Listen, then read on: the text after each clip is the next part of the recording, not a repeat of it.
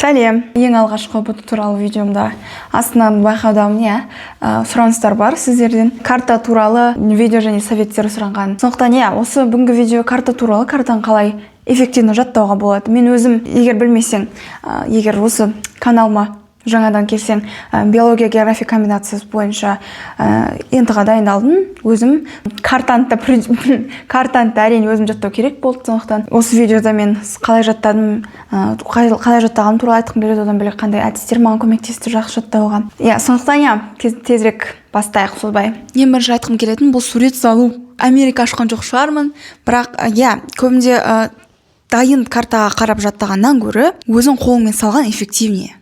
Мен өзім солай істедім. Және осы жерде сразу айтам, не обязательно сразу үлкен параққа, немесе А4 қағазына үлкен сразу барлық мировая карта, әлемдік карта, немесе Қазақстанның картасын салу. Бұл жерде сен блоктарға бөліп салсаң, миыңа жақсы қонады. Мысалы, бүгін А4 қағаз аламыз, А4 қағаз аламыз, Европаны ғана саламыз. Европада әрине өте көп мемлекеттер, бір-біріне қатты жақындар бар, кішкентай мемлекеттер бір-біріне өте жақын жерлер бар. Сондықтан оның бәрін есте сақтау қажет, астаналарына дейін. Сондықтан мысалы бүгін айтқандай Европаны саласың.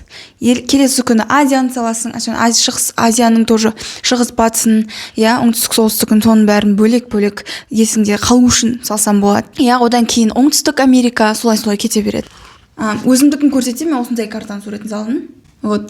Рамкаға салып қойғам, іздес былай қарап тұрсаңыздар, штрих бар. Штрихпен мен үстінен басқам. Негізі әдемі көрінеді. Мен акварельмен саған одан басқам, ағылшынша сөздермен де жазып астаналарын. Бұл әрине Европа болып табылады. Себебі маған әрине Европада көп мемлекеттер болғандықтан мен көп нәрсе болып тұрды, поэтому мен жаттауым керек болғандықтан ең бірінші мен Европадан бастадым. Өстіп салдым. Сондықтан кеңес беремін суретін салуға. Даже мен көрсеттім өзім сурет салған. Маған өте ұнайды, өте әдемі шыққан. Бірақ мен айтқым келеді, не обязательно әдемілеп салудың. Негізі вообще салудың мәні, бұл жерде суретін салудың мәні миыңда қону.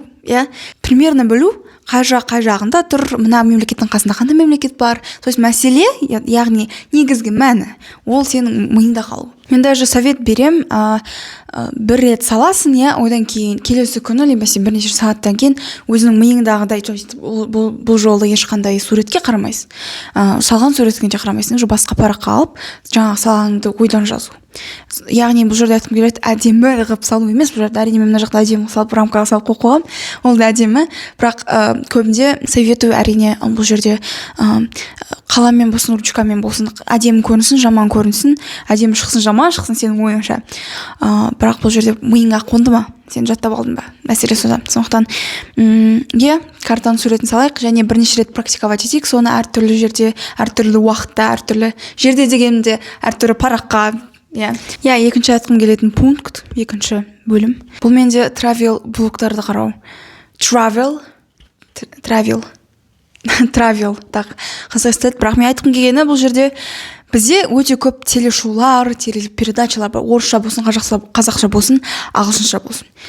Олар жетеді. Және айтқым келіп тұрған бұл жерде не только картаны білу, ал географияға деген негізгі қызығушылық арту үшін осындай жасалған передача, блог, влогерлер, әлемді саяхаттап жүріп, соны адамдармен бөлісетін, өте көп телепередача, видео, канал көп. Сондықтан мен айтқым келген соларды көру. Себебі давайте по чесноку, әлем өте керемет, табиғаты әдемі, әр странаның өзіне тән культурасы бар, өте керемет архитектурасы бар. Яғни сондай видео роликтерді қарап, біз көп нәрсені білеміз, мировоззрение жақсы болады. Және одан бөлек географияға деген қызығушылығымыз артады. Және әртүрлі мемлекетке, әртүрлі астаналарға барған телепередача, телешоуларды көрген есінде жақсы қалады. Сен мысалы Осло дейік. Осло қаласының архитектурасын, Осло қаласының тұратын тұрғындарының культурасы, яғни мәдениеті туралы сен білесің. Сондықтан сенің миыңда белгілі бір уже картина, схема, уже сурет, бейнебаян белгілі бір бейне бар. Сондықтан ол сенің жаттауыңа көмектеседі, сенде қызығушылық пайда болады. Одан бөлек біз кітаптан белгілі бір текст оқып қарағаннан көрі көзбен көрген, негізі ол шын өмір ғой, иә, шын өмірде сондай архитектурасын көрсетіп жатады, қаланы немесе оның табиғатын көрсетіп жатады, ол шын өмір болғандықтан сен миыңда жақсы қалады. Қызығушылықтан бөлек, иә, бұл географияның өзіне, картаның өзіне жақсы дайындалуға көмектеседі, одан бөлек сенде мировоззрение қалыптасады, басқа мемлекеттер туралы білесің, сондықтан ол өте жақсы нәрсе. Үшінші менде пункт немесе бөлім, бұл приложение, қолданбаларды қолдану. Яғни бұл жерде өте көп бізде приложениялар бар, және оларды жүктеп, скачать етіп, қолдансақ болады. Әрине осы географияға қатысты өте көп, негізі мен өзім бірнешеуін қолданып жүретін дайындалған кезде. Яғни бұл жерде әртүрлісі бар. Мына мемлекеттің атын айт, мына мемлекеттің астанасы қандай деген сияқты. То есть ішінде квиздар бар, сен солардан өтесің. Ол не үшін көмектеседі? Себебі сен оны күніге жасайсың. Сен оны белгілі уақыт өткен соң жасайсың. Яғни бұл бізде миымызда қайталауға жатады. Қайталаған сайын біз миымызда жақсы есте сақтайды, жақсы орнығады. Біз есте жақсы сақтаймыз.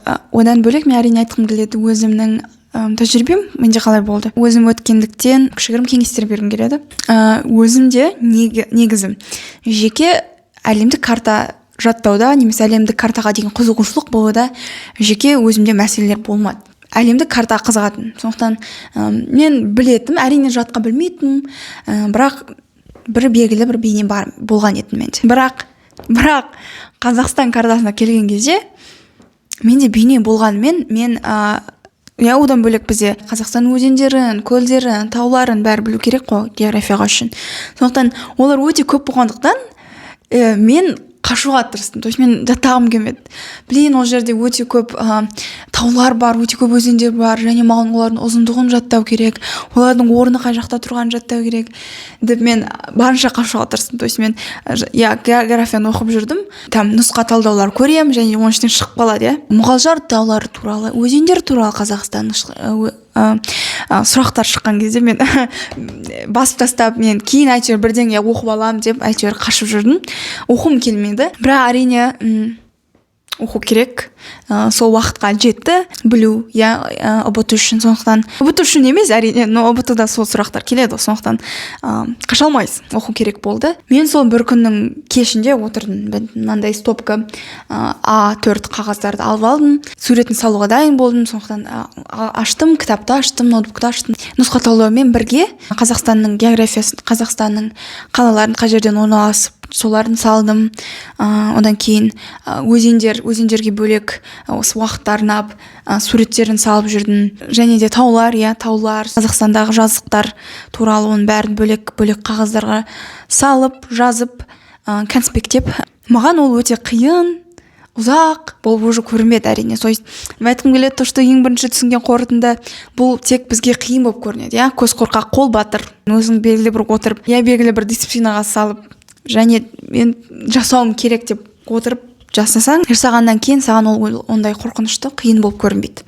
Және одан бөлек айтқым келетіні, географияның өзіне дайындалу болсын, басқа бейіндік пәннен бөлек міндетті пәндерге дайындалуда болсын. Бұл жерде ең басы әрине жаттайтындар жетеді уже. Давайте по чесноку. Және мен айтқым келетін, және өзім ойлайтын, бұл жерде жаттағаннан көрі түсінуге тырысып оқыса, ол ұзақ мерзімді болады. Жаттағанда ол естен тез шығады. Түсініп қарасаң, түсініп оқысаң, ол есте мен ойымша ұзаққа шыдайды. Және де түсінуге тырысып оқысаң, өзіңе де қызық болады. Мысалы, мен өзім жеке айтсам, географияны мен басында оқыған кезде, шынымды айтсам, қызық емес болды, оқығым келмеді. Мен әрең оқыдым, былай айтқанда, через не хочу, потому что оқу керек. Потому что бірінші рет бастаған кезде ең бірінші бөлімдер географияда бұл бізде географиялық зерттеулер болды, Маған өзімді айтайын жеке қызық емес болды. Әрине өзіме де қиын болды. Еще мен көп уақыт кетті белгілі бір информацияны миыма қондыруға. Болмай жатты, короче. Уақыт өте келе басқа парақтарға, басқа конспектлеу түрлерін қолдана бастадым. Басқа жазам дедім. Одан бөлек интернеттен іздей бастадым. Оны түсіну үшін. То есть мен ағарай уақыт өткен сайын мен түсінуге қойдым акцентті. И маған барған сайын география қызық бола бастады. Әрине бұл бөлімге де байланысты географиялық зерттеулер.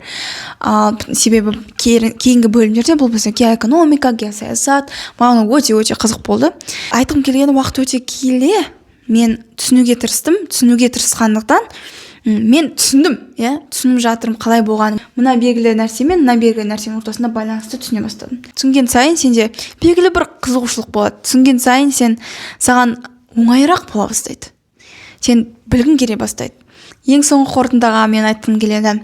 Қиын болып жатса да, даже істегің келмей жатса да, жай аз-аздан түсінуге тырысып мен айтқым келеді, осы жерде сразу бәрін оқудың қажеті жоқ. Ол жаман, потому что миыңа кірмейді оның бәрін сразу.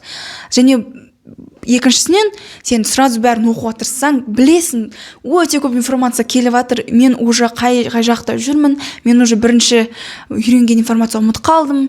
Одан кейін оның бәрі көп болып көрінеді миыңда, және ол өте қиын болып көрінеді. Сол себептен сенде мотивация да құриды. Жайлап түсе бастайды. Сондықтан аз-аздан, кішкене каждый день жайлап, мысалы, бүгін түсінбедің, значит, может, шаршап қалдың. Давай, может, басың ауырып тұр. Сабақтан басқа да мәселелер шығып қалды. Ертеңге жайлап қоямыз. Ертең азанда тұрамыз да, тағы бір рет қарауға тырысамыз. То есть, мен айтқым келеді, берілме. Әртүрлі әдіс тәсілдерді қолдан, кішкене демал ал. Ертесіне оқуға тырыс. Сондықтан интернетті қолдан, әртүрлі интернет желідегі қазір бізде искусственный интеллект, яғни жасанды интеллект шығып жатыр. Оны да қолдан түсіну үшін. Оған сұрақтар қой. Мен мынаның екеуінің айырмашылық бар ма, немесе екеуі бір нәрсе ма деген сияқты. Аздан күніге жасайық. Және мен саған ұбт жолында сәттілік тілеймін. Картаны менің айтқан кеңестерім бойынша жаттап, немесе жаттауға тырысу, осы мен айтқан кеңестер, әдіс тәсілдерді қолданып саған белгілі бір пайда алып келеді деп ойлаймын. Осы видеоның комментариясына жазсаң болады, сұрақтарыңды қойсаң болады. Мен көмектескен шығармын, солды да айтып қойсаң, әрине маған өте жақсы көңіл күйім көтереді. Бүгінгі видео осындай болды. Қарағаның өте үлкен рахмет. Келесі видеода кездескенше, пока.